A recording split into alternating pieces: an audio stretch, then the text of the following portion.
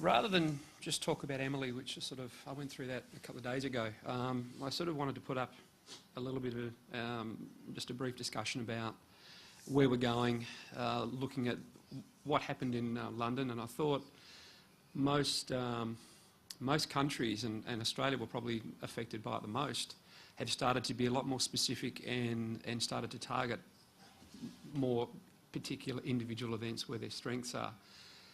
And I think from an Australian perspective, we're at that point where we really can't afford to start sending 40, 45 swimmers away anymore, because we just don't have the hit rate. We don't have that that winning rate coming back. I mean, we're, like all associations and administrations, we're fairly restricted in terms of funding. And I think if you spend that funding over too many people, then you're getting a sense of mediocrity. And I think what we saw this particular preparation within Australia is the start of that. So I think what's going to happen with us in discussing with a post-Olympic coaches meeting that we had with the Olympic coaches and our head coach, that our qualifying times are going to be a lot harder from this point on. Instead of top 10 in the world, it's probably going to get down to about top 6 in the world, I think. So we're looking at, and we had our short course trials about a month ago, and instead of having 40 plus swimmers on a team, I think it's one of our smallest teams we're sending away for the last 10 years. We've only got 19 swimmers, and that was because of the fact that the times are actually quite hard. But I mean, you look at why the Olympics are so special, and why are they different? Why is it that athletes can go to World Championships and feel a lot more comfortable, and then similar or same athletes go to Olympics and it is different? And I think one of the biggest things is that we don't stay in hotels, we don't stay in the comfort that we're used to in that regard. We're all mixed in a village, we're all living in our own back pockets. And I think also the fact that it is once every 4 years.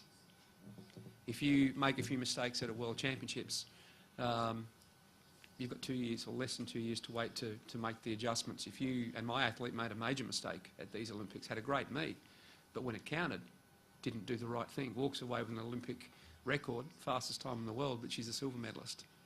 Now she improved to second. She swam 5 100s under 59, which I don't think any other athlete's done in this day and age anyway.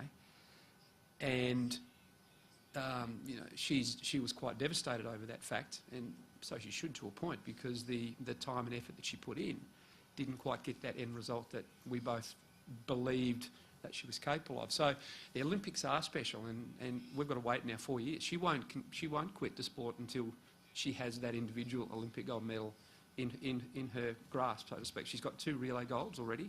She was part of our 4x1 this year. She was part of the 4x1 medley in Beijing. So it's not about Olympic gold, it's about individual Olympics. So that's going to drive her, and I think that's one of the things that most athletes work towards.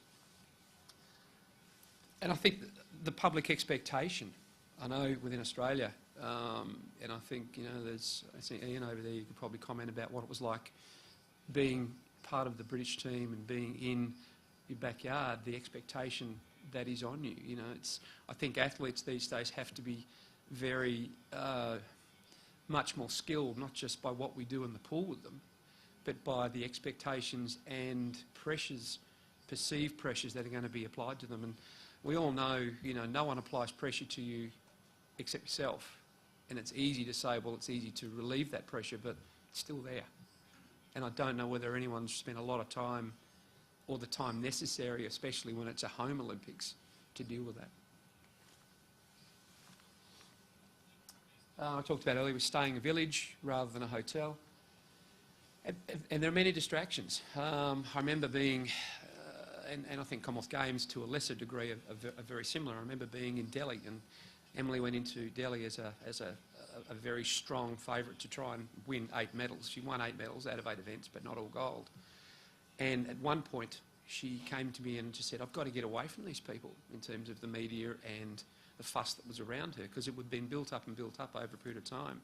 Not from our court, but just from, it was a story. It was something that people wanted to see, one of those side things, almost like a freak show that goes on with these particular shows. So you've got to be in control of those things. You've got to learn that the athletes are human, and some can love it, some don't react very well. And again, I mean, the biggest thing I found this year, like you look at the rise of France with their, I think, 4 goals. You saw China, who had always been pressuring to get results anyway. But the French, we looked at the Dutch have always been sprint freestyle and their relays. And this happened a bit more throughout the entire spread. So gone are the days where you have the one superpower or even two, which Australia's been known as almost a superpower when it comes to swimming.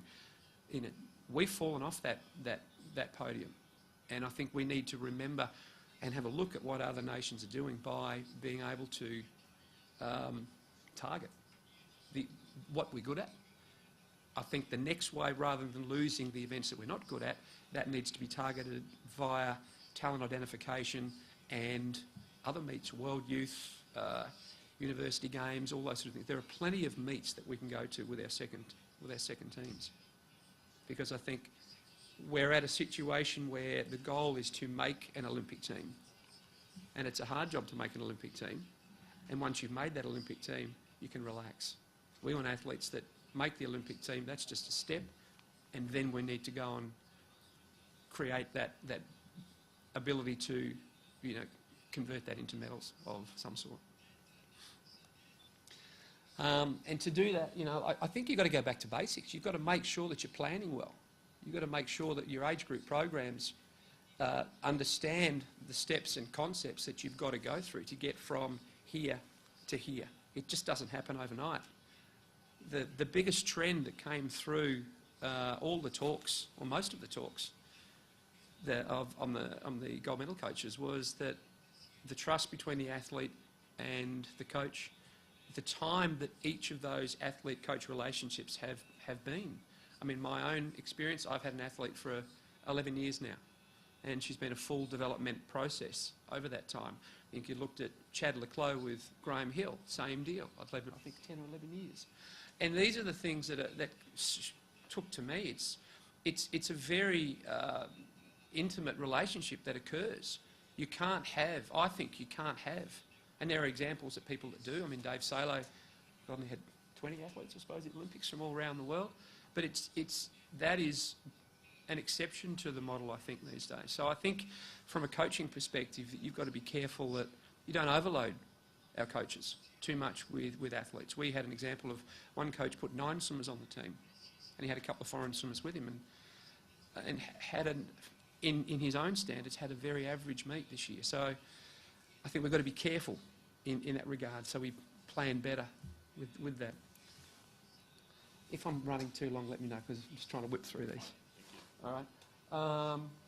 You've got to have the goals. You've got to make sure that you understand why. I mean, some of the things that are up here are going back to basic levels, but you've got to have a good development process in place so they understand why they do things. Educate your athletes to the point where they are as good a coach as you. They need to understand why. If they know why they're doing things, they're going to do a better job of it. So, and again, that makes us work harder, and it's very difficult to do that.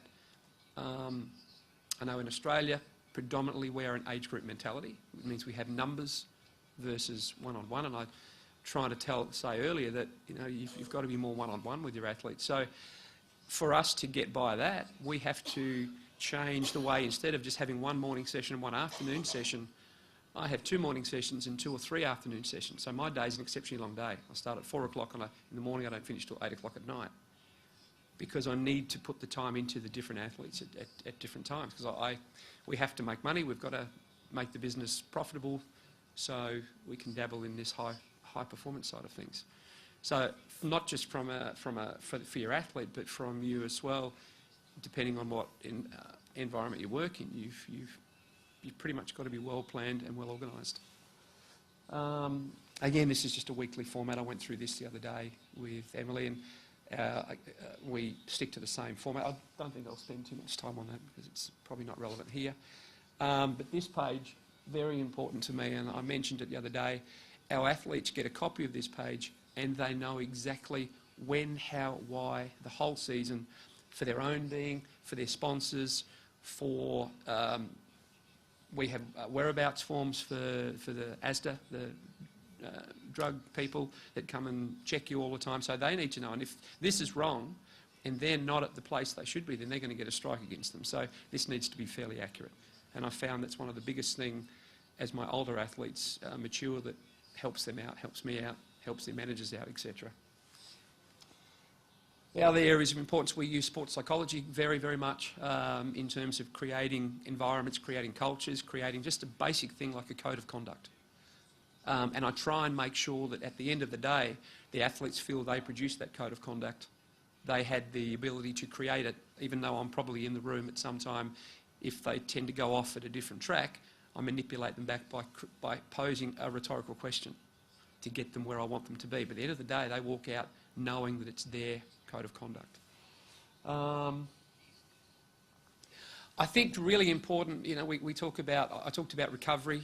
To me, the biggest trend is we work very, very hard, but we also have to recover. If you don't recover as well, and I think that's where improvements are going to be made even more so over the next 5-10 years. Is there a model yet? I don't think so. We have to tweak it. The only way you're going to learn is by trial and error.